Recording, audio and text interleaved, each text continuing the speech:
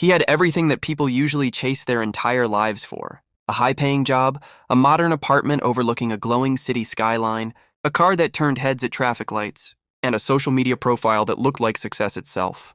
From the outside, his life appeared perfectly designed.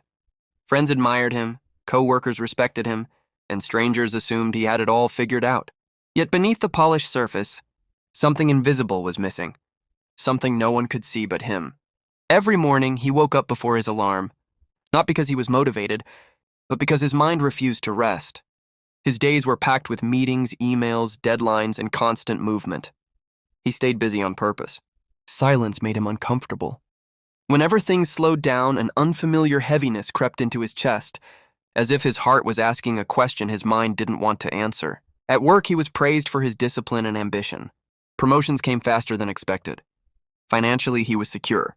He could buy whatever he wanted without checking prices. But every achievement felt strangely empty. The excitement faded quickly, replaced by a quiet question that lingered in the background. Is this it?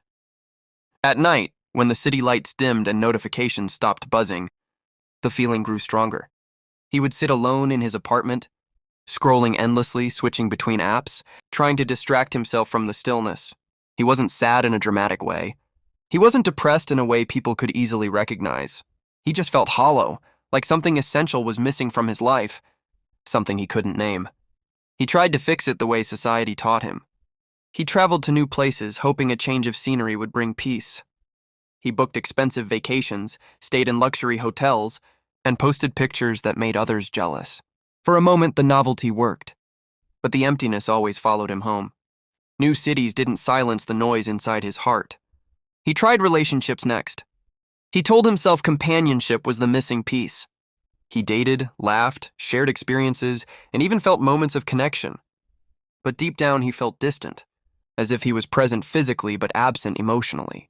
When relationships ended, the loneliness felt even sharper than before. He increased his workload, convinced that productivity would drown out the discomfort.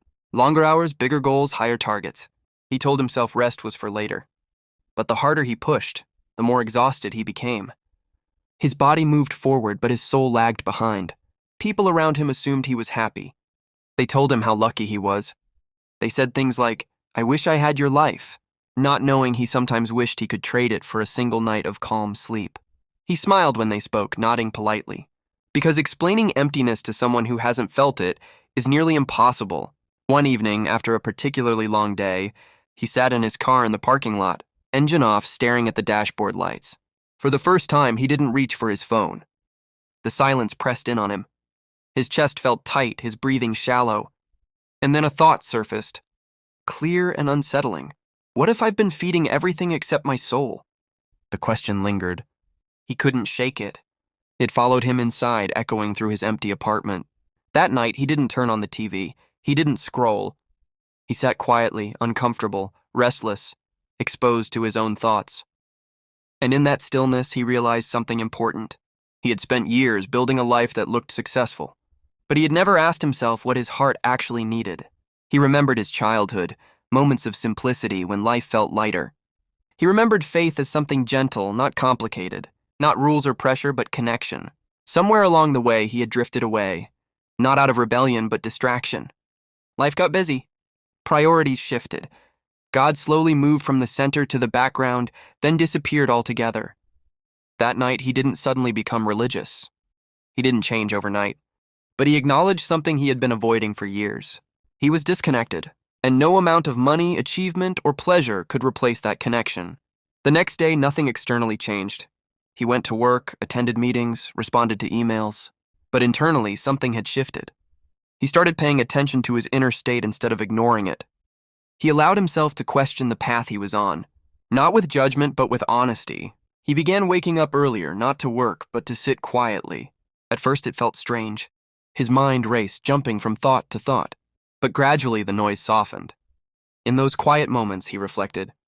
He acknowledged his weaknesses, his fears, his constant need for control. He started speaking to God again, awkwardly at first, unsure of the right words. Not asking for money or success, but clarity, peace, guidance. He didn't expect instant results.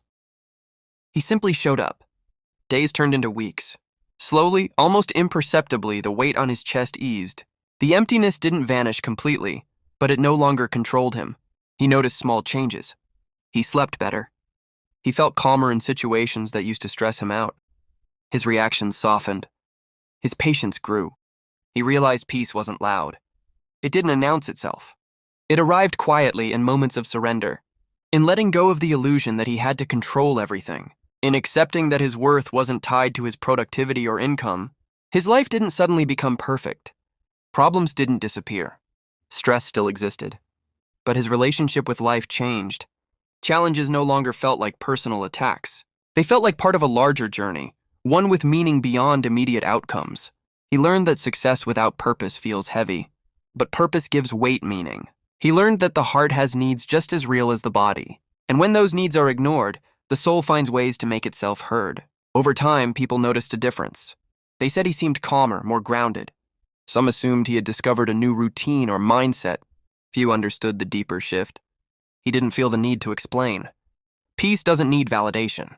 He still worked hard. He still enjoyed life. But he no longer chased fulfillment in places it could never be found. He learned to pause, to reflect, to reconnect regularly. He made space for God, not as a ritual, but as a relationship. He understood something crucial that many never realize until late in life. You can have the world in your hands and still feel lost, and you can have very little yet feel complete. The difference isn't in what you own. It's in what you're connected to. Peace, he discovered, isn't the absence of problems. It's the presence of trust. Trust that life has meaning beyond what you can see. Trust that you are not alone, even in silence. He didn't lose his success. He didn't abandon his ambitions. He simply realigned them. And in doing so, he gained something far more valuable than recognition or wealth. He gained peace, and for the first time in years, when the world went quiet, his heart did too.